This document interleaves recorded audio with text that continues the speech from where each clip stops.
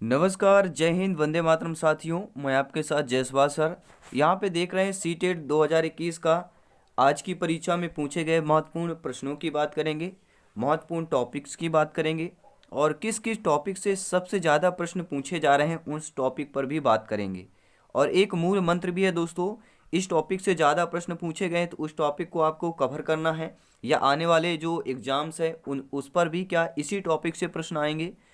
और जो टारगेट है दोस्तों 120 प्लस का, जी हाँ, टारगेट 120 प्लस का जितने भी अभी कैंडिडेट एग्ज़ाम दे चुके हैं उनके द्वारा यह सोर्स के द्वारा प्रश्न पता चलता है, क्योंकि आपका अभी ऑफलाइन तो है नहीं कि पेपर आपको मिलेगा, ऑनलाइन एग्ज़ाम है।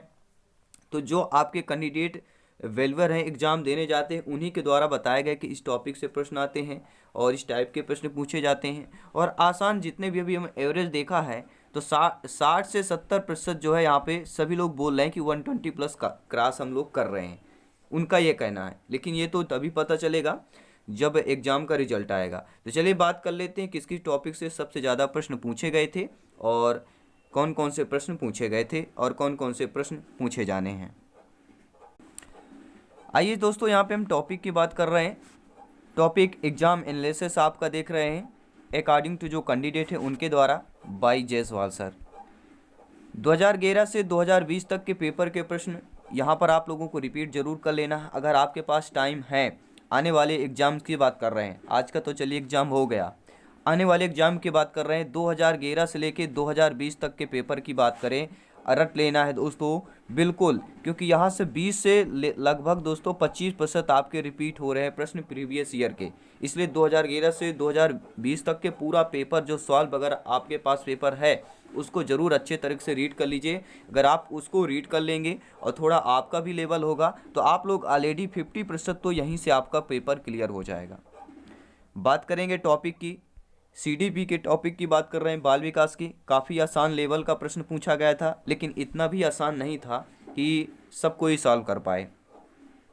बाल विकास सिद्धांत से एक प्रश्न आया हुआ था, बुद्ध निर्माण से 2 प्रश्न आए हुए थे, अधिगम के मूल्यांकन से संबंधित एक प्रश्न आया हुआ था, जीन पियाजे थर्नडाइक वाइगोस्की इनसे 3 प्रश्न आए हुए थे, और विकलांग अधिगम असक्ता इससे 2 प्रश्न आए हुए थे। और इसके अलावा भी आपके एनसीएफ आरटीएक 2009 अभिप्रेरणा अधिगम इनसे भी महत्वपूर्ण ये टॉपिक है।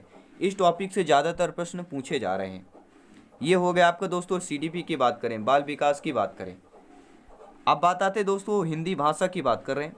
हिंदी का दोस्तों लेवल काफ़ी हाई स्तर का था, क्योंकि भाषा भी हिंदी है और ज़्यादातर हिंदी भाषा ही सेलेक्ट करते हैं आप लोग।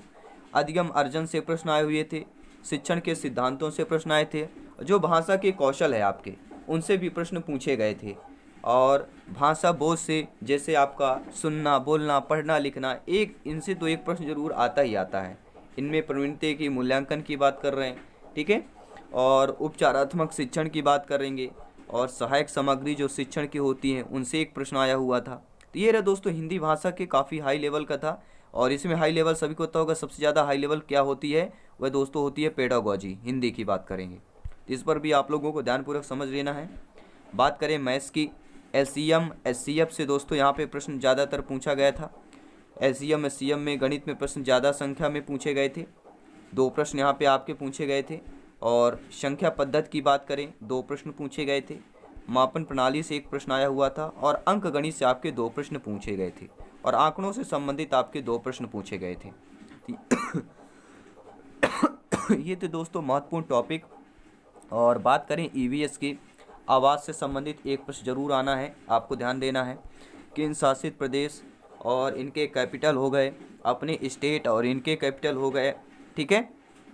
कौन कौन से केंद्र शासित प्रदेश नहीं है ये भी आपके प्रश्न एक पूछा गया था। 3 ऑप्शन दे दिए गए जिसमें है और एक ऑप्शन दे दिए गए जिसमें नहीं है। तो ये भी आपको ध्यान देना है कि कौन सा केंद्र शासित प्रदेश है, कौन सा स्टेट है, कौन सा कैपिटल है। इसके बाद विकास और बुद्धि के प्रश्न भी पूछे गए थे जो हम बात कर चुके हैं। और संस्कृत तो थोड़ा इजीली था, लेकिन भाषा में समझने में थोड़ा दिक्कत थी काफ़ी कैंडिडेट की। और अंग्रेजी भी थोड़ा बहुत टफ था, यानी कि भाषा की बात करें अंग्रेजी और हिंदी बहुत ही टफ आया था, ये आपको ध्यान देना है।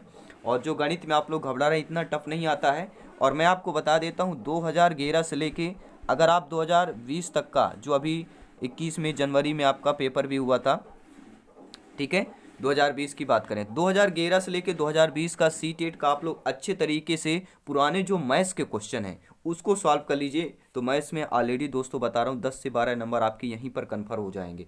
आप घबराइए मत, जितने भी प्रीवियस है उससे, क्योंकि उससे अकॉर्डिंग ही पूछे जाएंगे। ठीक है, संख्याएं चेंज हो जाएंगी क्योंकि फार्मूला वही लगेगा, सूत्र भी वही लगेंगे। तो ऐसा आपको 10 से 12 15 में से कन्फर्म हो जाएंगे। रही बात पेडागोजी की, तो प्लेलिस्ट मिल गई है, प्लेलिस्ट चेक कीजिए। और अब बारी आपके कंसेप्ट की पढ़ने की नहीं है, टोटल जाइए पेडागोजी हिंदी के जितने भी क्वेश्चन है कंसेप्ट थोड़ा एक बार रीड कर लीजिए, हिंदी के कर लीजिए। ठीक है, जो जो आप सब्जेक्ट है बाल विकास के जो महत्वपूर्ण टॉपिक होते हैं उन पर जो हमने बात किया, इस टॉपिक पर थोड़ा और ध्यान देना ना आपको। और मैथ्स की अगर बात करें तो प्रीवियस ईयर के जो पेपर हैं उनके मैथ्स के क्वेश्चन को सॉल्व कर लीजिए, क्योंकि उन्हीं से रिलेटेड ज़्यादातर प्रश्न पूछे जाते हैं। और ये एनालिसिस आपको कैसा लगा नीचे कमेंट करें, और आने वाले इसी तरह एनालिसिस के लिए सब्सक्राइब करें और बेहतरीन प्रिपरेशन के लिए, सिलेक्शन के लिए, ताकि आप लोग 150 में से 120 प्लस यहाँ पे स्कोर जो है प्राप्त कर सकें।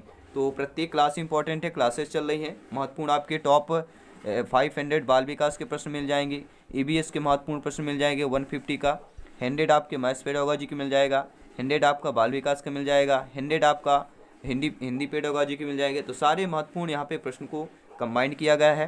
क्लास को ज्वाइन करें, अपने बेहतर प्रिपरेशन को करें, तैयारी करें और इस बार ज़रूर 200 प्राप्त करें, ताकि आप लोग भी वो सपना साकार कर सकें। सभी दोस्तों को धन्यवाद। जय हिंद, वंदे मातरम। धन्यवाद सभी का।